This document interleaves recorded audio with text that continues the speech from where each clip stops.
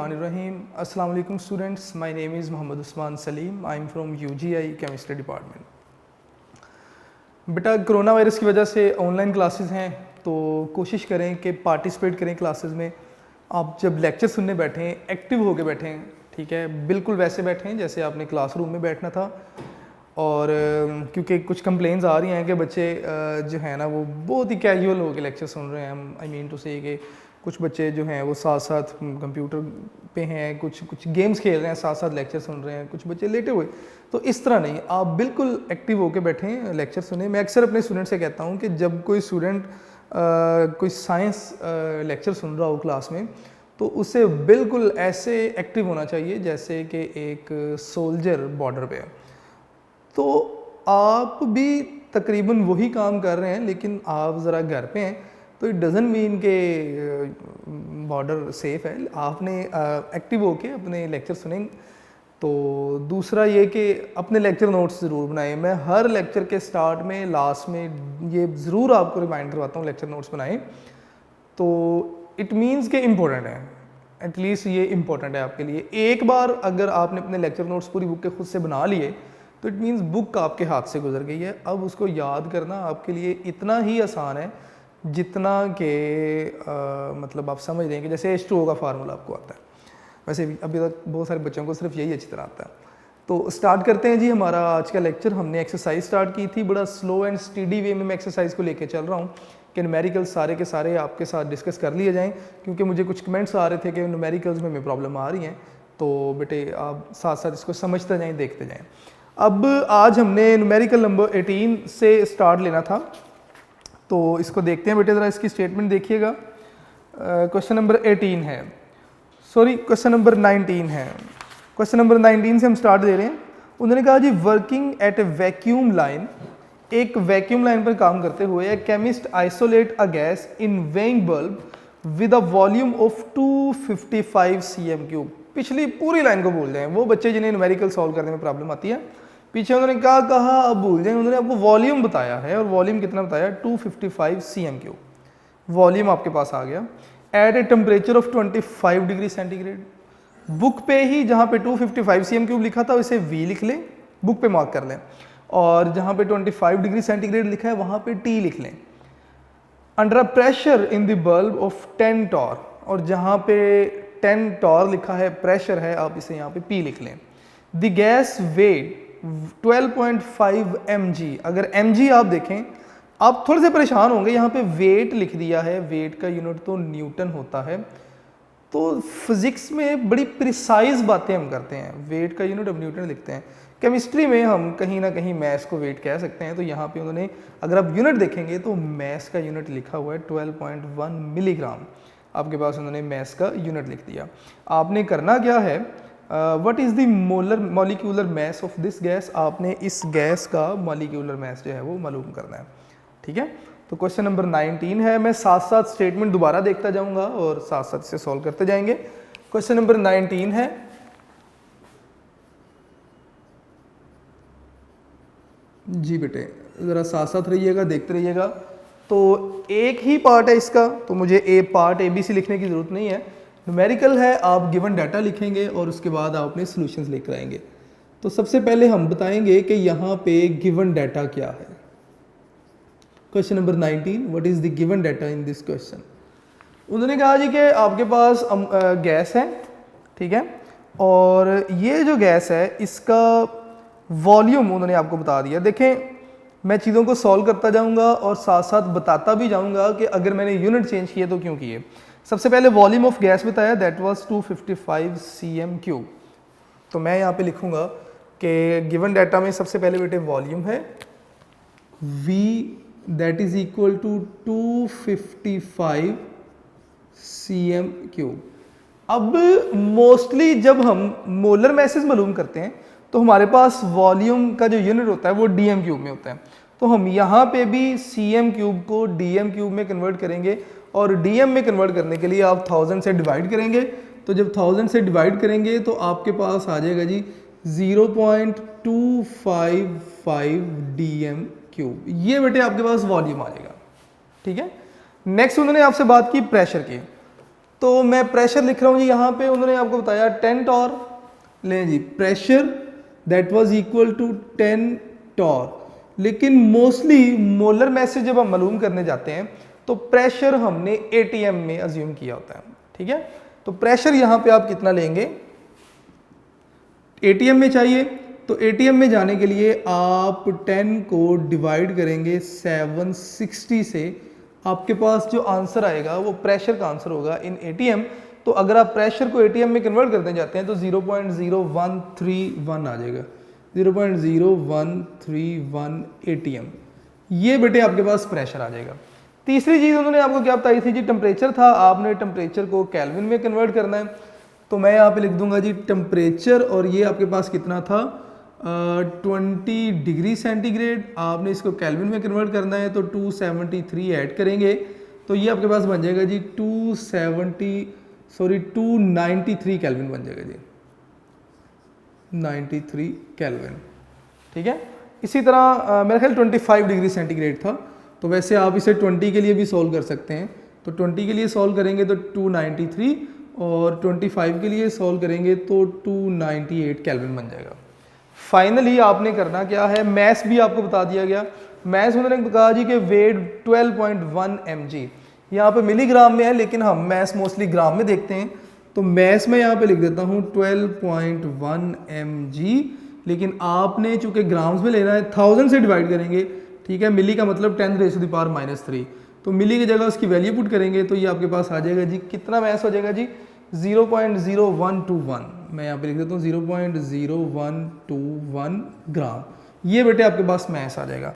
तो इसका मतलब जो वैल्यूज़ आपके पास आई, वॉल्यूम के लिए ये वाली वैल्यू, क्योंकि हमें यूनिट्स भी देखने होते हैं साथ साथ, प्रेशर के लिए ये वैल्यू आई आपके पास, टेम्परेचर के लिए ये वैल्यू आई, और मैस के लिए ये वैल्यू आई। अब आप करने क्या जा रहे हैं, आपने करना क्या है, जरा लास्ट लाइन देखिए, what is the molecular mass of the gas.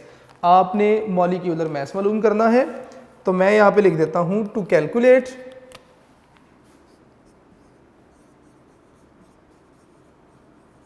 Calculate आपने मॉलिक्यूलर मैस मालूम करना है। तो मैं यहां पे लिख दूंगा कि मॉलिक्यूलर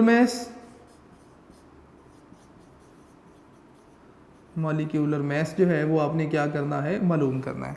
नेक्स्ट बेटे आप इसका सॉल्यूशन मेंशन करें यहाँ पे, और आप देखें कि किस तरह आप मॉलिक्यूलर मैस मालूम कर सकते हैं। अब मॉलिक्यूलर मैस के नंबर ऑफ फार्मूलाई हैं, लेकिन हम कौन सा फार्मूला यूज़ करेंगे डिपेंड करता है हमारे पास इन्फॉर्मेशन क्या दी गई है, ठीक है। अगर नंबर ऑफ मोल यहाँ पे कहीं बता दिए होते तो शायद मैं मॉलिक्यूलर मैस बड़ा इजीली मालूम कर सकता था, क्योंकि मेरे पास फार्मूला होता है जी mass equal to number of mole equal to mass by molar mass. अब अगर मुझे नंबर ऑफ मोल बताए होते तो मैं इस इक्वेशन, मैस मेरे पास गिवन था, मैं इस इक्वेशन को एडजस्ट करके मोलर मैस मालूम कर सकता था। इसका मतलब ये वाला फार्मूला तो हम इस्तेमाल नहीं कर सकते। दूसरा मेरे पास एक और फार्मूला है, वो क्या है कि जनरल गैस इक्वेशन कहती है कि PV इक्वल टू nRT। अब इसमें n जो है मुझे पता है नंबर ऑफ मोल है, तो मैं इसको लिख सकता हूँ कि PV equal to number of mole का फार्मूला मैंने अभी भी बताया था मैस बाय मोलर मैस, ठीक है। तो मैं लिख दूँ mess by molar mess n की जगह, और R और T मैंने लिख दिया। P की वैल्यू उन्होंने बताई है जी बेटे, बता दी है ATM, ये V की वैल्यू बता दी है, R हमें पता होना चाहिए, मैस उन्होंने बता दिया, और टेम्परेचर भी बता दिया। इसका मतलब कि हम ये वाली इक्वेशन पुट कर सकते हैं इस क्वेश्चन में। तो मैं इसको समझाने के लिए लिखा था। अब सोल्यूशन में आप किस तरह चलेंगे ज़रा साथ साथ देखते जाएं। आप यहाँ पे लिखेंगे कि वी नो, हमें पता है जी क्या, कि PV इक्वल टू nRT। अब हमें यह भी पता है कि number of mole equal to mass by molar mass. तो इस इक्वेशन को आप इस तरह लिख सकते हैं कि PV equal to mass by molar mass और साथ में RT।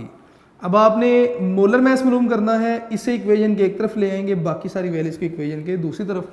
तो ये इक्वेशन कुछ इस तरह बन जाएगी कि मोलर मैस आपके पास इक्वल हो जाएगा जी किसके, मैस इक्वल टू, ये डिवाइड हो रहा था, इस तरफ आके मल्टीप्लाई और सारा इस तरफ आके डिवाइड, m इंटू इस तरफ आपके पास आर टी है और ये सारा इस तरफ आके डिवाइड, तो pm pv सॉरी। तो ये इक्वेशन बेटे आप यूज़ करेंगे, वैल्यूज पुट करेंगे, आपके पास आंसर आ जाएगा जी। ठीक है, बड़ा इजी ये न्यूमेरिकल था। वैल्यूज सिर्फ हमने इसमें आइडेंटिफाई करनी थी कि हमें वैल्यूज क्या क्या गिवन है, और अगर उनके यूनिट्स चेंज होने वाले थे तो आपने सिर्फ यूनिट चेंज कर देने थे। तो ये बेटा क्वेश्चन नंबर 19 था, इसे ज़रूर एक बार देखिएगा। इस तरह के जो छोटे शॉर्ट क्वेश्चन होते हैं ना, न्यूमेरिकल क्वेश्चन, ये अक्सर शॉर्ट क्वेश्चन में पूछे भी जाते हैं। ठीक है, उसके बाद आगे चलते हैं जी, क्वेश्चन नंबर 20 की तरफ चलते हैं जी। क्वेश्चन नंबर 20 में वो कहते हैं जी कि what pressure is exerted by a mixture of 2 gram of hydrogen, 8 gram of nitrogen and 273 kelvin in a DM 10 DM cube vessel. आपने बताना है कि ये 3 गैसेस हैं जिनका मिक्सचर आपको बता दिया गया और टोटल वॉल्यूम आपको बता दिया गया 10 डीएम क्यूब वॉल्यूम बता दिया गया आपको, टेम्परेचर भी आपको बता दिया गया। ठीक है, प्रेशर आपने जो है वो मालूम करना है। तो प्रेशर मालूम करने के लिए अब आपने करना क्या है, सबसे पहले तो आपको प्रेशर मालूम करने के लिए इक्वेशन पता होनी चाहिए। देखिए बेटे, टोटल प्रेशर की बात हो रही है यहाँ पे, अगर तो पार्शियल प्रेशर पूछा होता तो शायद मैं फार्मूला चेंज करके यूज़ करता, लेकिन यहाँ पे बात हो रही है टोटल प्रेशर की। तो इसका मतलब मैं P V equal to N R T वाली इक्वेशन ही यूज़ करूँगा यहाँ पे, लेकिन उससे पहले हम इस क्वेश्चन को बना लेते हैं। तो क्वेश्चन नंबर 20 है, देखिएगा मैं किस तरह से सॉल्व करता हूँ। आपने इसका डाटा बनाना है। क्वेश्चन नंबर 20 बेटा, सबसे पहले तो स्टेटमेंट पे आप मार्क करते जाएंगे what pressure is exerted. What pressure यानी कि प्रेशर आपने मालूम करना है, तो प्रेशर के ऊपर P लिखें बुक पे ही और उसके सामने क्वेश्चन मार्क कर लें। फिर वो कहता है जी बाय अ मिक्सचर ऑफ 2 ग्राम, यानी कि हाइड्रोजन का मैस बता दिया उन्होंने आपको 2 ग्राम। फिर इसी तरह नाइट्रोजन का मैस आपको बता दिया उन्होंने कितना जी 8 ग्राम। 2 गैसेज हैं, एक हाइड्रोजन और एक नाइट्रोजन, दोनों के मैसेज आपको बता दिए। ठीक है, उसके बाद टेम्परेचर बता दिया 273 केल्विन, जहाँ पे 273 केल्विन लिखा है इसके ऊपर बुक पे ही T लिख लें इन अ 10 डीएम क्यूब वेसल, और जहाँ पे 10 डीएम क्यूब लिखा है इसके ऊपर बुक में ही V लिख लें। मुझे डीएम क्यूब से पता चला कि ये वॉल्यूम की वैल्यू बताई गई है। ठीक है, तो आपने क्या करना है, आपने इनके टोटल प्रेशर मालूम करना है। तो अब मैं इसको लिख रहा हूँ जी कि सबसे पहले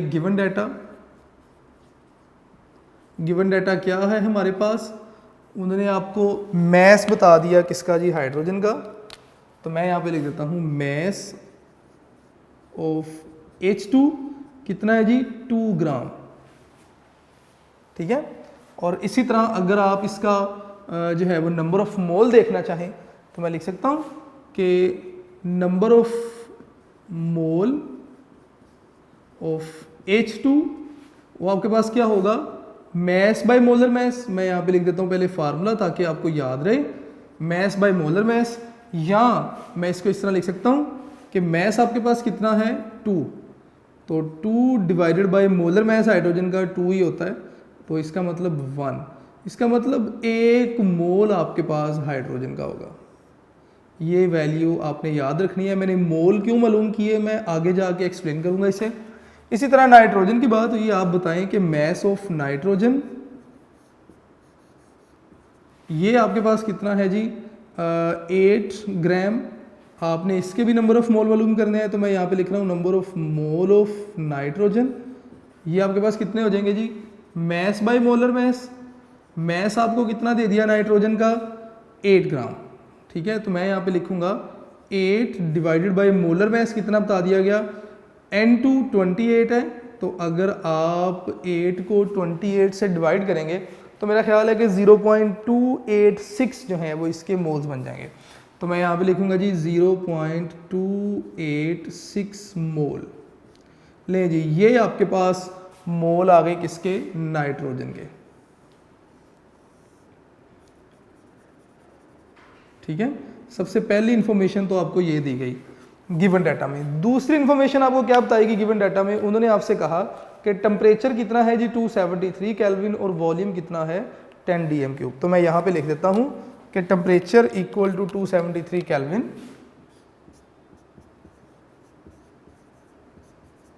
and volume equal to 10 dm³। ये मिक्सचर के लिए बता रहे हैं वो।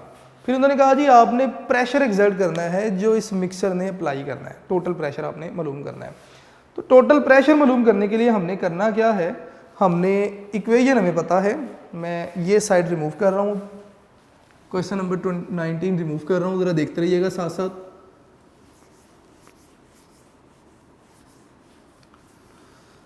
जिन बच्चों ने Dalton's law of partial pressure गौर से सुना था टॉपिक, उनके लिए शायद थोड़ी सी आसानी हो। अब सॉल्यूशन के लिए मैं इस तरफ आ गया हूँ जी। सॉल्यूशन में हमने पढ़ा था कि PV इक्वल टू nRT।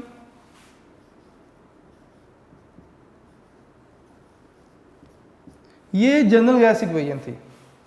अगर आप किसी गैस के मिक्सचर का टोटल प्रेशर देखना चाहते हो तो इसका मतलब आपको टोटल नंबर ऑफ मोल पता होने चाहिए। तो इसीलिए मैंने पहले इनके नंबर ऑफ मोल मालूम किए ताकि मैं बाद में टोटल कर लूँ।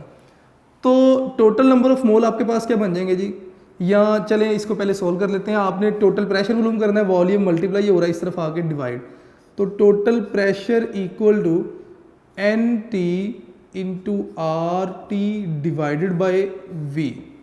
अब टोटल नंबर ऑफ मोल कितने हैं मुझे पता है कि NT इक्वल है number of mole of hydrogen plus number of mole of nitrogen.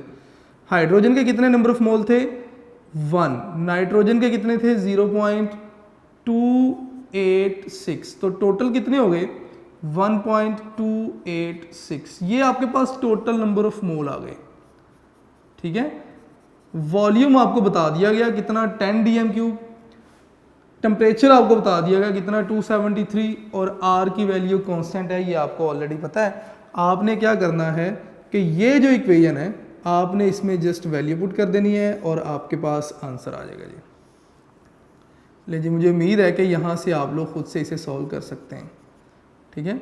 अब आपने इसमें वैल्यूज़ पुट करनी है और इसका आंसर ले आएंगे। अगर आपकी वैल्यूज़ और आंसर बिल्कुल ठीक आ जाता है तो इट मीन्स कि कहीं ना कहीं आपने न्यूमेरिकल सॉल्व करने में पार्टिसिपेट किया। इसके बाद क्वेश्चन नंबर 20 भी हमारा सॉल्व हो गया जी। क्वेश्चन नंबर 21 देखेंगे ज़रा। ये स्टेटमेंट देख के आपको लग रहा होगा कि यार पता नहीं कितना ये लंबा क्वेश्चन है, लेकिन इसमें है कुछ भी नहीं। ये ग्राम लॉ ऑफ डिफ्यूजन से रिलेटेड क्वेश्चन है सारे। तो क्वेश्चन नंबर 20 का ए पार्ट अगर आप देखेंगे, the relative densities of two gases A and B are 1:1.5, यानी कि दो गैसेज हैं, एक गैस A। जरा बेटा स्टेटमेंट सुनते जाएं गौर से, स्टेटमेंट समझ आ गई तो आपको चीज़ें समझ आती जाएंगी। क्वेश्चन 21 का ए पार्ट जो है उसकी स्टेटमेंट बात कर रहा हूँ। उन्होंने कहा जी दो गैसेज हैं, एक गैस A और एक गैस B है। गैस A की और B की डेंसिटीज के दरमियान जो रेशो है 1:1.5, यानी कि A की डेंसिटी 1 है तो B की डेंसिटी 1.5 है। Find out the volume of B which will diffuse in the same time in which 1.50 dm³ of A will diffuse. आपने क्या करना है, आपने B का वो वॉल्यूम मालूम करना है जितने टाइम में A का 150 dm³ जो था वो डिफ्यूज हो गया। अब ज़रा नेक्स्ट स्टेटमेंट देखेंगे। जो B का वॉल्यूम है वो आपने मालूम करना है, ठीक है, और यानी कि रेट ऑफ डिफ्यूजन कि कितनी गैस डिफ्यूज़ की B, जितनी गैस डिफ्यूज़ हुई होगी वो रेट ऑफ डिफ्यूजन होगा, यहाँ पे वो R हो जाएगा। और A के लिए उसने कहा जी कि जो वॉल्यूम डिफ्यूज़ हुआ यानी कि A का जो रेट ऑफ डिफ्यूजन है दैट इज़ 150। तो जहाँ पे 150 लिखा है यहाँ पे आप लिख लें RA, यानी कि ये रेट ऑफ डिफ्यूजन है A का, ठीक है। और जहाँ पे RB लिखा, जहाँ B है वो आपने रेट ऑफ डिफ्यूजन मालूम करना है, तो वहाँ पे आप RB लिख के क्वेश्चन मार्क लिख लें। इसके अलावा डेंसिटी ऑफ गैस A और B के दरमियान रेशो से उन्होंने हमें डेंसिटीज बता दी। A गैस की जो डेंसिटी है वो 1 है रेशो में, और जो B गैस है उसकी डेंसिटी 1.5 है। तो यहाँ से हम इसे सॉल्व कर सकते हैं। क्वेश्चन नंबर 21 है, इसका A पार्ट कह रहा हूँ जी मैं सिर्फ इसका आंसर बनाऊँगा, आपने सॉल्व खुद से करना है। क्वेश्चन नंबर 21 और इसका ए पार्ट है जी। आपको जो गिवन डाटा बता दिया गया मैं यहाँ पे लिख देता हूँ। गिवन डाटा है जी आपके पास क्या जी, कि दो गैसेस की जो डेंसिटी की रेशो है वो बता देगी आपको।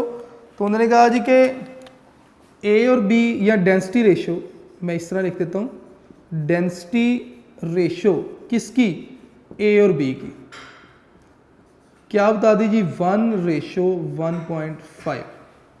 इसका मतलब डेंसिटी ऑफ ए यहां से आप बता सकते हैं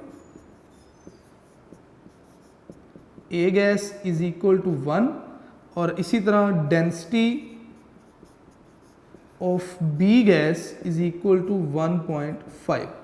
ये तो बेटे होगी हमारे पास डेंसिटीज इनकी, ठीक है। इसके बाद नेक्स्ट आपने क्या करना है, आपने वॉल्यूम उन्होंने आपको बता दिया। उन्होंने कहा जी कि ए गैस का 150 dm³ जो था वो डिफ्यूज कर गया, यानी कि रेट ऑफ डिफ्यूजन उन्होंने आपको बता दिया कि गैस ए का रेट ऑफ डिफ्यूजन था 150 dm³। तो मैं यहाँ पे लिख देता हूँ कि आर ए यानी कि rate of diffusion that is 150 dm³।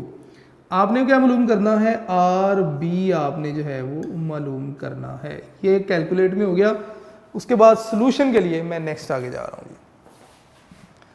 आसान है, मुश्किल नहीं है। न्यूमेरिकल थोड़े से बेटे बोरिंग ज़रूर होते हैं, ख़ास तौर पे मेडिकल स्टूडेंट्स के लिए, लेकिन आप पार्टिसिपेट करें। मैं आपको कोई चीज़ यहाँ पे ऐसे नहीं है कि मैं आपसे बोलूँगा कि बेटा इस चैप्टर में ये इंपॉर्टेंट नहीं है, आप छोड़ दें। मैं स्टार्ट में ही आपको लेज़ी बना दूँ कि आपने बड़ा सिलेक्टिव चलना है, ऐसा नहीं है।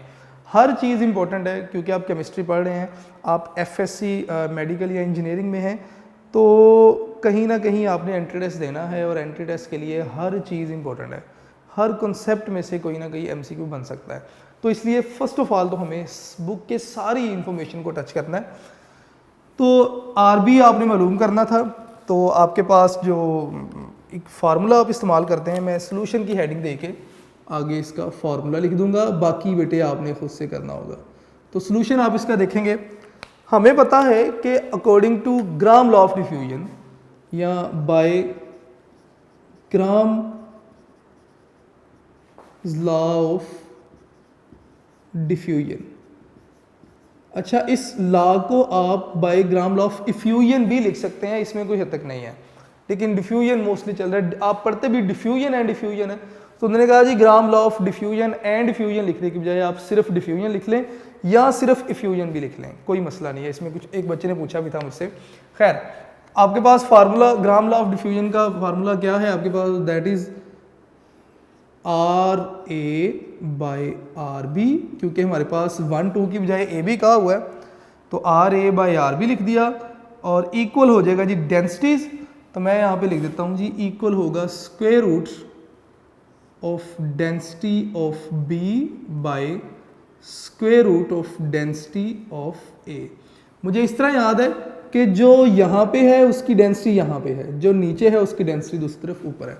तो यहाँ से आपने रेट ऑफ डिफ्यूजन मालूम करना है आरबी का, तो इसे इक्वेशन के दूसरी तरफ ले जाएं, बाकी सबको इस तरफ ले आएँ। इस तरह नहीं चलना तो दोनों इक्वेशंस को रिवर्स कर दें, इस तरह भी आप कर सकते हैं। तो अगर मैं दोनों इक्वेशंस को रिवर्स कर दूं तो आर बी ऊपर आ जाएगा और ये साइड भी रिवर्स होगी, तो डेंसिटी ऑफ ए इस तरफ आ जाएगी और डेंसिटी ऑफ बी नीचे आ गई। मैंने दोनों साइड्स को रिवर्स कर दिया। आर बी ऊपर आ गया, आर ए नीचे आएगा, आर ए नीचे आया तो दूसरी तरफ जाके मल्टीप्लाई, तो मैंने यहाँ पे आर ए लिख दिया। अब आपने करना क्या है, आपने इस फार्मूला में वैल्यूज पुट करनी है और बेटे आपके पास आंसर्स आ जाएंगे।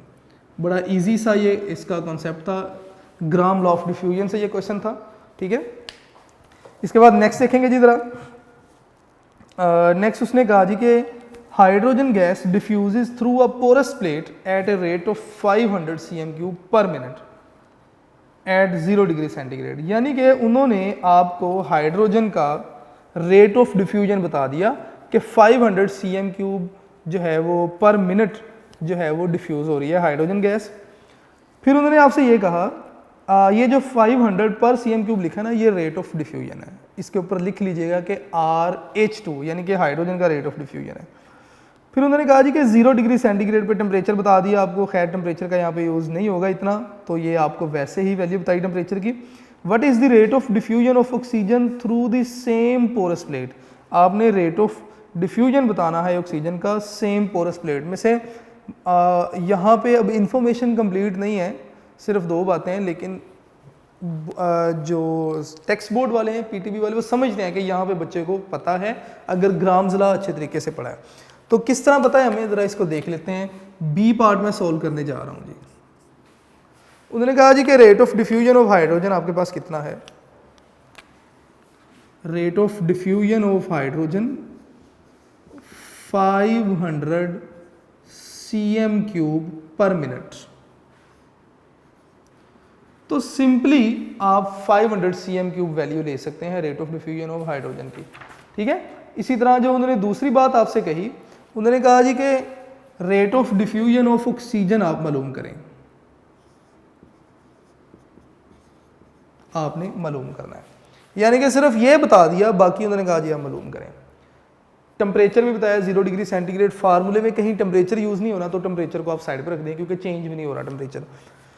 अब यहाँ से मुझे जो ग्राम्स लॉ ऑफ डिफ्यूजन के फार्मूला ही याद है, मुझे ये याद है कि R1/R2 इक्वल था √D2/√D1। इस तरह नहीं चलना, तो R1/R2 ये इक्वल था आपके पास √M2/√M1। ये फार्मूला ही आप यूज़ कर सकते थे।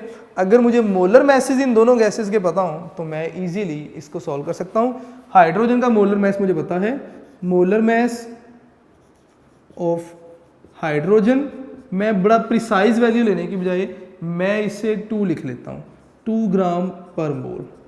इसी तरह मोलर मैस ऑफ ऑक्सीजन, एक ऑक्सीजन 16, 2 ऑक्सीजन है तो 32 ग्राम पर मोल। इसका मतलब आपको मोलर मैसेज पता है, आपने सिर्फ RO2 मालूम करना है। तो फार्मूला मैं यहाँ पे लिख रहा हूँ, जो आपने यूज़ करना है फार्मूला मैं यहाँ पे लिख रहा हूँ। तो मैं यहाँ पे लिखूंगा by Graham's law of diffusion,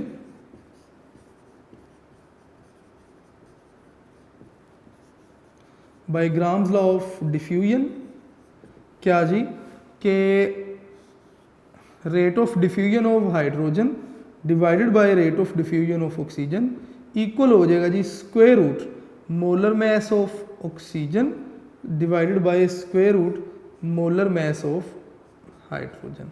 लें जी, आप वैल्यूज पुट करके आप इस इक्वेशन में वैल्यू पुट करें और आपके पास आंसर आ जाएगा जी। अगर आप इस तरह नहीं लिखना चाहते, आप इस तरह भी लिख सकते हैं कि हाइड्रोजन को ऊपर लिख दें, ऑक्सीजन को ऊपर लिख दें, हाइड्रोजन को नीचे लिख लें, इसी तरह इनको रिवर्स कर दें, आपके पास इक्वेशन बन जाएगी। इसके लिए मेरा ख्याल है कि ईजीएस्ट क्वेश्चन है जी ये। नेक्स्ट अब हम देखेंगे जी इसी क्वेश्चन का सी पार्ट। तो ज़रा सी पार्ट को आप लोग देखेंगे खुद से। उन्होंने आपसे कहा कि the rate of effusion of an unknown gas A through a pinhole is found to be 0.279, कि कोई अननोन गैस है जिसका रेट ऑफ इफ्यूजन आपको कितना बता दिया गया 0.279 times the rate of effusion of hydrogen gas. आप जो अननोन गैस है उसके रेट ऑफ इफ्यूजन को आप Rx भी लिख सकते हैं, ठीक है। तो या अगर आप Rx नहीं लिखना चाहते आप Ra लिख दें, आपकी मर्जी है। तो जो अननोन गैस है 0.279, इसके लिए आप लिख दें Ra लिख लें, ठीक है, कि ये रेट ऑफ इफ्यूजन है अननोन गैस का, और अननोन गैस को हमने लेट से A कह दिया है, times the rate of effusion of hydrogen, और हाइड्रोजन का रेट ऑफ इफ्यूजन 1 लिख लें आप, ठीक है। Rate of effusion of hydrogen is 1, तो आप यहाँ पे 1 लिख लेंगे। Through the same pin hole calculate the molecular message of the unknown gas at STP। आपने अननोन गैस का STP पे मॉलिक्यूलर मैस मालूम करना है। मैं सॉल्व नहीं करूंगा, यहाँ से बताऊंगा। एक तरफ देखें बेटे, ये यहाँ तक मैं पिछला B पार्ट कंप्लीट कर चुका हूँ, मैं यहाँ से ही आपको बताने जा रहा हूँ। एक तरफ आपके पास कोई अननोन गैस है, उसको आपने X कह देना है। दूसरी तरफ अच्छा जी, इस फार्मूले में सिर्फ आपने ये चेंजेस लेकर आने हैं, इसको भी X कह दिया। हाइड्रोजन का आपको रेट ऑफ इफ्यूजन पता होगा, that is 1। Molar mass of hydrogen आपको पता है 2 है, ठीक है। और ये वैल्यू आपको बता दी गई 0.279 आई गेस बताया उन्होंने आपको। उन्होंने कहा जी ये आपने मालूम करना है, तो आपने जस्ट इक्वेशन को रीअरेंज करना है। ये डिवाइड हो रहा है, इस तरफ आके मल्टीप्लाई, सिर्फ आप वैल्यूज पुट करेंगे और आपके पास आंसर आ जाएगा। तो ये बड़ा आसान क्वेश्चन है। सी पार्ट बेटे मैं आपके लिए छोड़ रहा हूँ। यहाँ से आपको आपके क्वेश्चन का भी आंसर मिलेगा कि आप इसे डिफ्यूजन भी कह सकते हैं और इफ्यूजन भी कह सकते हैं। अब ये रेट ऑफ इफ्यूजन के लिहाज से भी बात हो गई है, ठीक है। तो उसके बाद अब क्वेश्चन नंबर 21 स्टार्ट करते हैं। टाइम कम है, मुझे आज की डेट में ही एक्सरसाइज कंप्लीट करनी थी। तो जो क्वेश्चन कंप्लीट हुए वेल एंड गुड, जो नहीं होंगे तो फिर वो आपको एज असाइनमेंट दे दिया जाएगा, क्योंकि आपने भी तो घर से कुछ करके आना है, ठीक है। उसके बाद क्वेश्चन नंबर आते हैं जी 22 पे। लें जी, क्वेश्चन नंबर 22 में वो कहते हैं जी calculate the number of molecules and number of atoms in given amount of each gas. आपको गैसेस बता दी जाएंगी, कंडीशंस बता दी जाएंगी, गैसेस का वॉल्यूम बता दिया जाएगा। आपसे कहा जाएगा कि आपने बताना है इनमें नंबर ऑफ मॉलिक्यूल्स कितने हैं और नंबर ऑफ एटम्स कितने हैं। कहीं ना कहीं ये चैप्टर 3 और 1 का मिक्सचर क्वेश्चन हो जाएगा।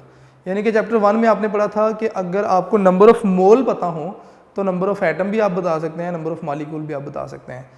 तो नंबर ऑफ मोल आपको जनरल गैस इक्वेशन से मिलेंगे और उसके बाद आप नेक्स्ट इन्फॉर्मेशन। शायद मेरी बातें आपको मुश्किल लग रही हो, जब हम इसका सोल्यूशन करेंगे तो चीज़ें आपके लिए आसान होती जाएंगी। क्वेश्चन नंबर 22 है, उसका ए पार्ट मैं करूँगा, बी पार्ट बेटे आपके लिए छोड़ दिया जाएगा। क्वेश्चन नंबर 22 है जी, ए पार्ट इसका मैं सॉल्व कर रहा हूँ। तो लें जी, इस ए पार्ट में जो उन्होंने आपको गिवन डाटा बता दिया, उन्होंने आपसे कहा कि आपके पास सबसे पहले तो मीथेन गैस है जिसका वॉल्यूम आपको बता दिया गया जी कितना 20 cm3। तो वॉल्यूम आपको बता दिया गया जी, मैं यहाँ पे लिख देता हूँ जी 4 मीथेन, 4CH4। वॉल्यूम आपको बता दिया गया मीथेन का कितना जी 20 cm3। तो वॉल्यूम इक्वल टू 20 cm3 आपने मालूम करना है जी किसमें, dm³ में। तो dm³ में अगर आप देखेंगे तो दैट विल बी 0.02 dm³। ये आपको उन्होंने बता दिया जी, मीथेन का वॉल्यूम बता दिया। इसी तरह उन्होंने आपको नेक्स्ट क्या किया जी, टेम्परेचर बता दिया 0 डिग्री सेंटीग्रेड है, लेकिन आप इसे केल्विन में लिखेंगे, और प्रेशर भी आपको मिलीमीटर ऑफ मरकरी में बताया, आपने उसे एटीएम में कन्वर्ट करना है। तो टेम्परेचर आपको बता दिया that is 0 degree centigrade, kelvin में कन्वर्ट करना है 273 ऐड करेंगे, that will become 273 kelvin. Pressure उन्होंने आपको बता दिया कितना जी, मिलीमीटर में बताया, मिलीमीटर ऑफ मरकरी में, that is 700 millimetre of mercury, लेकिन आपने इसे कन्वर्ट करना है टॉर में, 700 एटीएम में मिलीमीटर ऑफ मरकरी आपने एटीएम में कन्वर्ट करना है। एटीएम में कन्वर्ट करने के लिए आप इसे डिवाइड कर दें 760 के साथ, आपके पास आंसर आएगा 0.92 एटीएम। ये आपके पास क्या आ गया जी, प्रेशर आ गया। PV equal to nRT। अब आपने क्या करना है, R का आपको पता है ऑलरेडी 0.082, ठीक है। अब आपने करना क्या है, we know by general gas equation, by general gas equation, general gas equation से हमें पता है कि PV इक्वल टू nRT। आपने सबसे पहले नंबर ऑफ मोल मालूम करने हैं, याद रखिएगा। नंबर ऑफ मोल मालूम करेंगे तो नंबर ऑफ मोल से आप number of molecule, number of atom, आप हर तरह की इंफॉर्मेशन ले सकते हैं। तो नंबर ऑफ मोल मालूम करने के लिए n मालूम करना है, n को इक्वेशन की एक तरफ रखेंगे, बाकी सारी वैल्यूज को दूसरी तरफ, RT मल्टीप्लाई हो रहा है इस तरफ आके डिवाइड, तो PV के साथ RT डिवाइड होगा, तो PV बाई RT इक्वल हो जाएगा जी n के। यहाँ से बेटे आप नंबर ऑफ मोल मालूम कर सकते हैं। जब नंबर ऑफ मोल मालूम कर लिए तो आप कोई भी वैल्यू जो है वो यहाँ से मालूम कर सकते हैं। तो नेक्स्ट सोल्यूशन के लिए अगर आगे चलते हैं, इस इक्वेशन से आपने नंबर ऑफ मोल मालूम करने हैं। नेक्स्ट बेटे आपने नंबर ऑफ मॉलिक्यूल अगर मालूम करने हैं, तो नंबर ऑफ मॉलिक्यूल का फार्मूला ज़रा 20 सेकंड दे रहा हूँ, रिवाइज करें। चैप्टर 1 में आपने पढ़ा था नंबर ऑफ मॉलिक्यूल का formula, that was equal to number of mole into Avogadro's number. मैं यहाँ पे दोबारा फार्मूला लिख देता हूँ। नंबर ऑफ मॉलिक्यूल के लिए नंबर ऑफ मॉलिक्यूल इक्वल होगा आपके पास number of mole into Avogadro's number. Avogadro's number 6.02 into 10⁻23। ये फार्मूला आप यूज करेंगे जी किसके लिए, नंबर ऑफ मॉलिक्यूल मालूम करने के लिए। इसी तरह नंबर ऑफ एटम्स मालूम करने के लिए भी आप नंबर ऑफ मोल को ही यूज करेंगे। तो नंबर ऑफ एटम आपके पास इक्वल होगा number of mole into atomicity, atomicity into Avogadro's number. ले बेटे जी, ये आपके पास फार्मूला होगा नंबर ऑफ एटम्स मालूम करने के लिए। तो ये आपने फार्मूला यूज़ करने हैं और क्वेश्चन नंबर 22 जो है ये आप खुद से सॉल्व कर सकते हैं। इसे इजी था, मैंने आपके लिए छोड़ दिया। इसी तरह बेटे क्वेश्चन नंबर 23 है, क्वेश्चन नंबर 24 है, आप लोगों ने खुद से सॉल्व करना है इसे, और क्योंकि कुछ आप लोगों के लिए भी कोई असाइनमेंट होनी चाहिए। बाकी क्वेश्चन नंबर 24 को मैं फिर भी एक दफ़ा नेक्स्ट लेक्चर में थोड़ा सा रिवाइज करूँगा और इंशाल्लाह नेक्स्ट लेक्चर में ही हम अपना चैप्टर 4 स्टार्ट करेंगे। तो बेटा ये हमारा आज का काम था। तो आपसे जो बड़ी स्ट्रॉन्ग अपील है वो यही है कि अपने लेक्चर नोट्स ज़रूर बनाएं। आपके अपने बनाए हुए लेक्चर नोट्स सबसे बेस्ट हैं, ठीक है। उसके बाद यूनिक नोट्स ज़रूर देखिए, आपको टॉपिक से रिलेटेड क्वेश्चंस मिल जाएंगे। उसके बाद घर पे रहें बेटे, सेफ़ रहें, अपने घर वालों को भी सेफ़ रखें, ठीक है। और अल्लाह ताला नमाज़ पढ़ें, अल्लाह ताला से दुआ करें कि ये जो मुश्किल सी सूरत हाल हम पे आई हुई है, हालात हाज़रा जो बड़े मुश्किल बने हुए हैं हमारे लिए, अल्लाह ताला हमें इनमें से सेफ़ एंड साउंड जो है वो निकाले। और जो सब पे इस वक्त जो बीमार हैं, अल्लाह ताला उनको शिफा दें। तो अपने बड़ों का बेटे आप अदब करें, छोटों से प्यार करें, और आपसे इंशाल्लाह नेक्स्ट लेक्चर में हम नेक्स्ट चैप्टर स्टार्ट करेंगे बेटे। थैंक यू, अल्लाह हाफिज़।